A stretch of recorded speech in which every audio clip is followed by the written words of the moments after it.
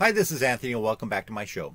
Reading through a recent press announcement about Arcimoto's board's approval to issue a 1-for-20 reverse split, I happened to notice something that might be incredibly profitable for holders of the stock. Although this may not be a well thought out proposal by the company, and if they try to back out, this may be another class action lawsuit facing them.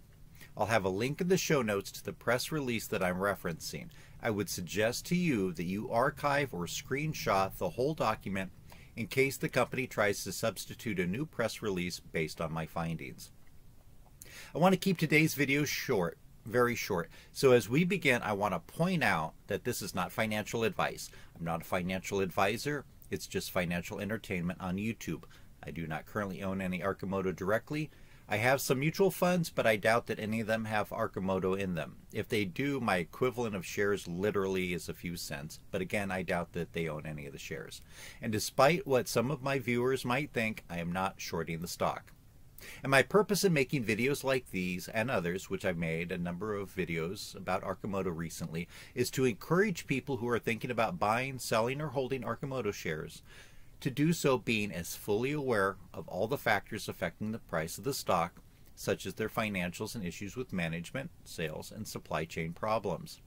I believe that you should invest in a stock with the intention of making money, generally in the long run, based on the financial fundamentals of the stock, not just based on good feelings that you might have about their product or services.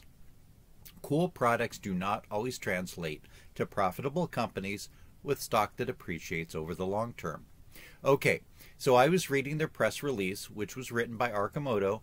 Their board has approved a 20-for-1 reverse stock split.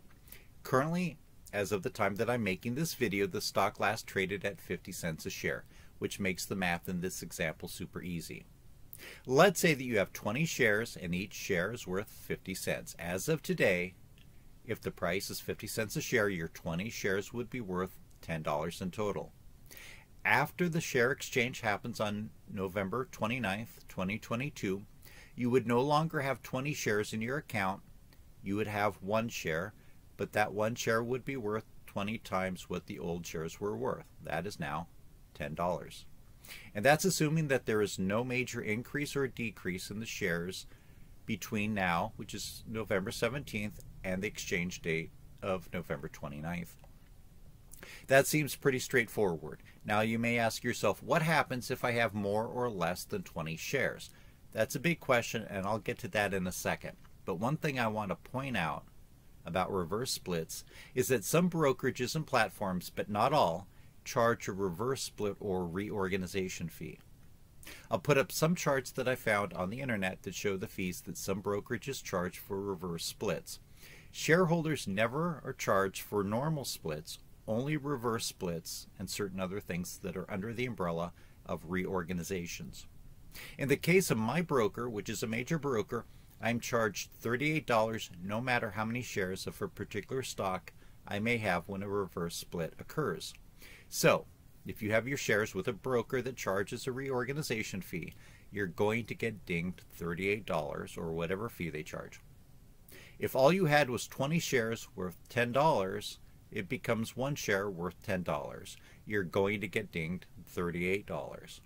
Again, not all brokerages charge this, but if you have one that does, and you're trying to do any strategy with playing the reverse split or even just holding through it, consider if there's any fees for your account.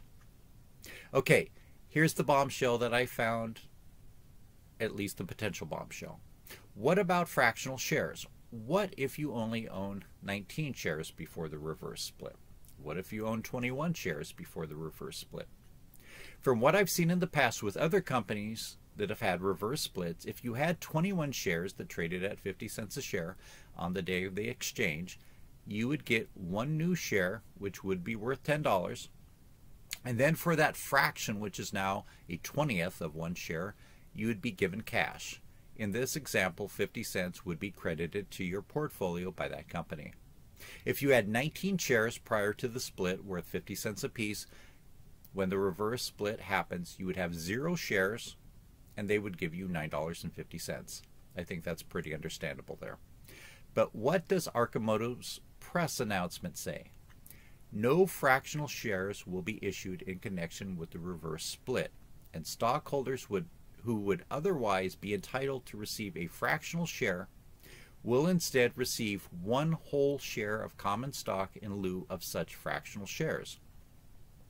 So does that mean that if you own one pre-split share, which then becomes a fractional share post-split, that they will give you one whole share? In that case, if you owned one pre-split share that was worth 50 cents, after the exchange you would have one whole new share worth approximately $10. I'm not a lawyer or an accountant or a financial advisor, but I speak English as a first language and have a master's degree from a university located down the street from Arcimoto, so I think that I understand English, and that's what it seems to be saying. And does it follow that if you had 21 pre-split shares, after the reverse split you would have one share for your 20 shares and one whole new share for the fractional share that the old one share would have been worth?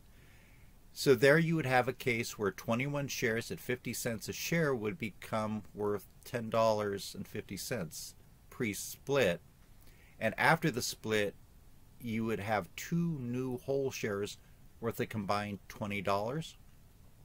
Now, I don't know if this is actually what the company intends to do or will do after they figure out what they've written in the press release, and I'm not at all giving any advice, but it would seem to me that if someone had a bunch of different accounts and had one share of Arcimoto in each account worth 50 cents, at the end of the month each of those one old pre-split shares would be worth one new post-split share worth approximately $10. If the company really does intend to give fractional share owners, even somebody who owned 50 cents worth of securities, a new security worth approximately $10, that can't be good for the bottom line. If they do not intend to do that, then their press release seems to be giving out bad advice that many people could use when making a decision to buy more shares in the company, with the anticipation that owning less than 20 current shares will result in a new whole share post-split. If this doesn't happen, I could see a class action lawsuit being filed by one or more class action attorneys. What do my viewers think? Am I reading that correctly, or am I missing something?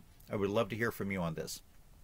That's all I want to say for today in this video. I've done a lot of other videos talking about their financial problems and why I think that this is a dangerous stock to own in your portfolio. I would encourage you to look at my other videos and, of course, do as much research from a variety of sources to determine whether the security is appropriate for your well-diversified long-range portfolio. As always, I would really appreciate it if you hit the subscribe button and hopefully like button too. Also, please leave a comment in the comment section. Even if you disagree with me, I still want to hear your thoughts on this matter. Thanks again, and good luck for investing.